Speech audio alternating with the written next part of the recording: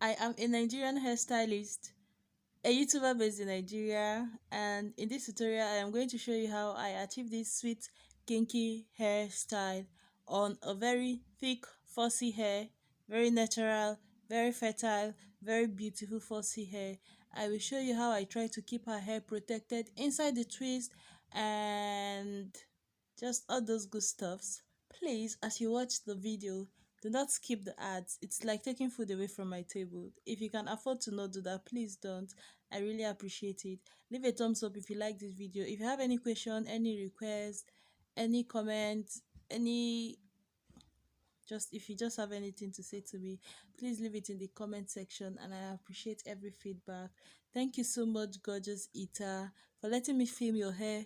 God bless you, God bless you, God bless you for me and keep increasing you. God bless you, my viewers. Have a beautiful experience and a beautiful day. So let's keep